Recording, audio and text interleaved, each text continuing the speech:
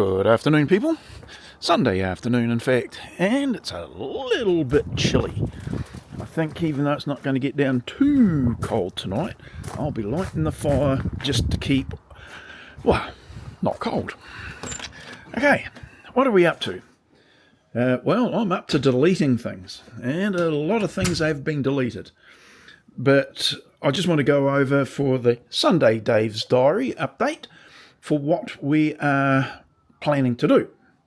I have got and I think I've covered this, I have got the drawer fronts and handles on the miter station. It's luxury, sheer bloody luxury. Oh, look at that. Just being able to go up and hook your finger into the handles. Yippee. Oh, that's the other thing. I've got to make a video to send to the company that supplied the handles, because they sent me the second lot wrong size. So, yeah.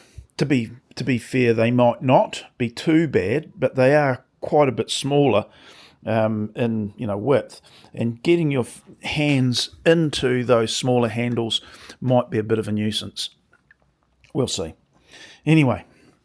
Yes, so the next thing I want to do, using some of those handles in fact, are the drawer fronts and cover area, or the areas that need covering for the router station.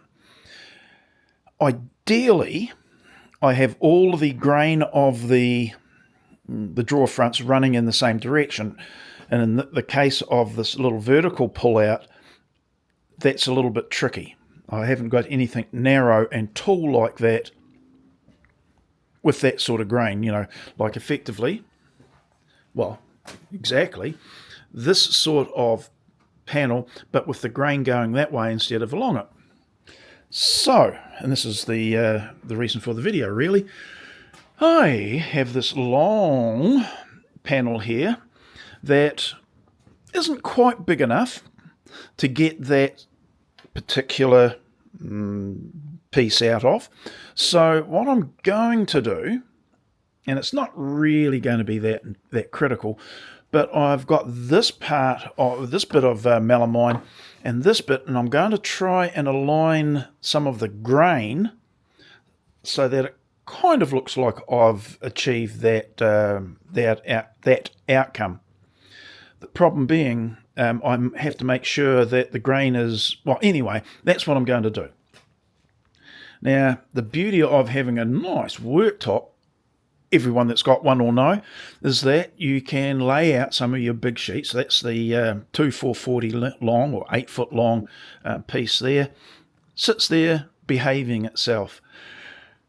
The beauty of the bench dogs in this MFT style of top, again, anyone that knows, is that you can pop them into different points along there, put your board up against it, and slide it underneath your track saw rail and cut the end off nice and square. Ditto for this. So it's just where we want to put the bench dogs. That's the only decision I have to make. Yippee. Now, I have been using just the steel bench dogs. Oh, come over here while I hook my finger in the handles. Anyway, I've been... I know. Just using these bench dogs. Well, they're not bench dogs. They're actually a machine standoff. And I can pop them in there. Lovely fit, can I say. And then I can choose where I put them.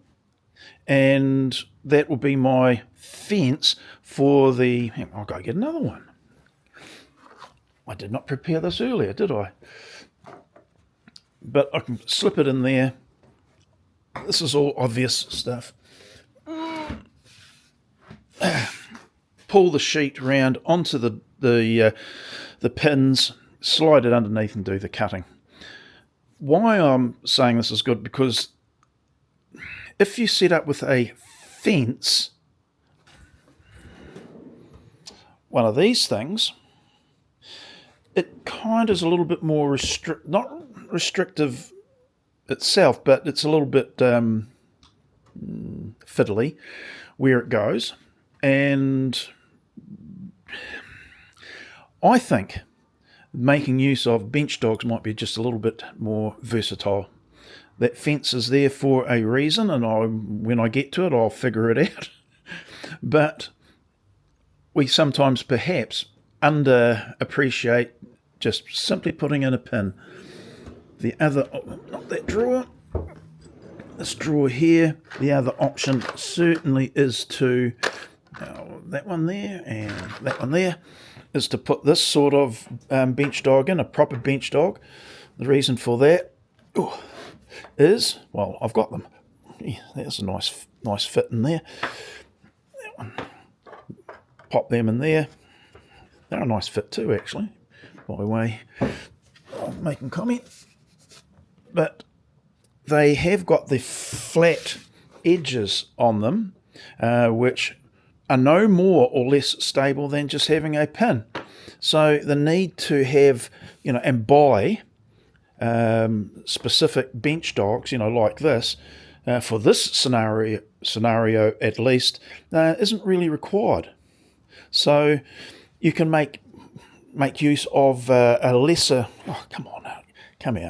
a lesser item and achieve a very similar outcome. So yippee.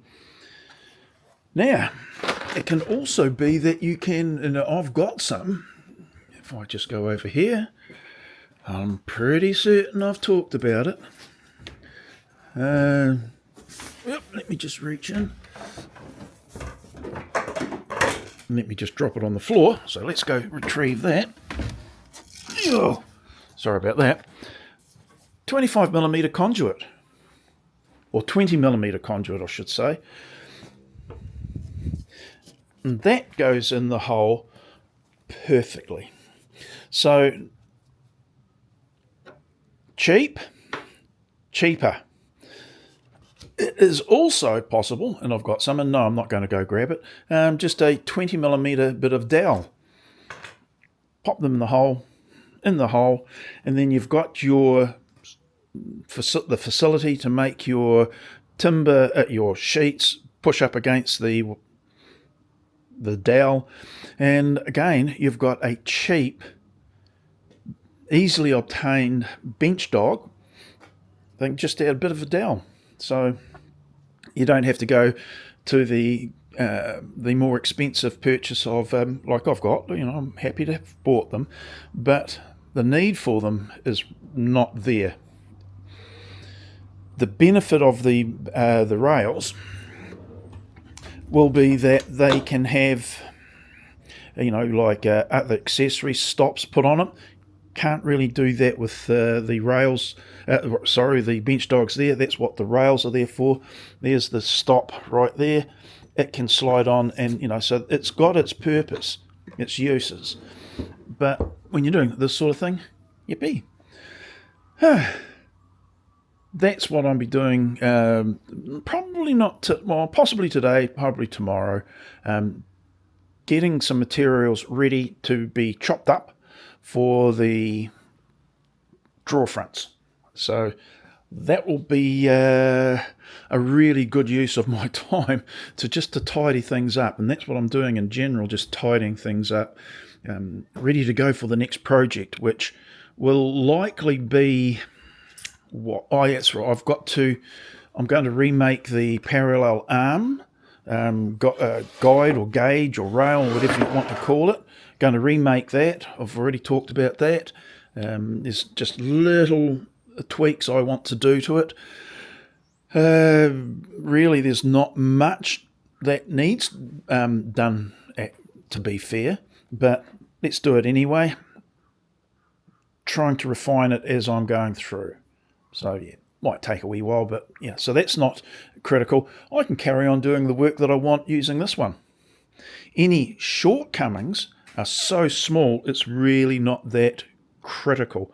So, yeah, I'm quite happy for that. I've got a bigger one up there. That's for doing this sort of thing. If you're doing a lot of them, and there needed to be maybe a ripping type, like along the edges with your rails, that longer one works very well for that as well. So, right, what else? Oh, that's what I was going to say. Once I've got the router station sorted, because I'll probably be needing it, and then I've made this. The first project just might be doing a arched bridge, like you would have in a garden over a wee waterway or something, just a small one. And I want to make a couple of different sizes of those, and slightly different approaches. One of them I'm calling, in my own mind, is a faux arch bridge. It's effectively cheating and saying it's not really an arched bridge, but it will look like it. The decking or the slats that go over the bridge will be in a in a bit of an arced shape, but reality is just a beam, maybe 100 mil by 50 or 150 mil by 50, two of those with a curved piece on top. So you get the benefit of having that beam running along the length of the bridge, but you put a little bit of an arch on it. Cheating or just for visual effect, that's fine. So those sorts, that'll be the start, and then I'll be making some trellis. In fact, one of them, that's a prototype out there, it's been sitting there for, I've got no idea how long, probably a year or more. I started doing that just to see what it was like, to get the proportions and sizes and what have you looking the way I think it should look. We'll see. And that then goes into a whole set of garden architecture that I want to use at the end of my property for, tarting the place up, making it look a little bit more distinctive. Unique is the other way of thinking of it, rather than just the same old, same old. It could become a display area. Don't know. But anyway, if I can make the landscaping, or landscape it with those items, and if it ever developed a show area, it's not a bad use of my energies. I've got a lot of timber, untreated timber, unfortunately, but it may well get used for that project. It doesn't matter whether it rots. It's a prototype. I'll have a look. If it looks good, great. Then I can replace it with treated timber. And that is a way of keeping costs down. But like my free melamine here, all of the cabinetry that I'm making is for the material free, other than the casters and the drawer slides. But like the garden architecture, sometimes you're looking at making something, you've got to figure out what the hell you're doing. And to be fair, thinking about it and actually doing it and seeing whether it works or not, looks good, it's not always the same thing. So, yeah, that sort of thing is what I'll be concentrating on over the autumn and winter months. Great, eh? Righty-ho, well, that's it. That was the Sunday Dave's Diary update.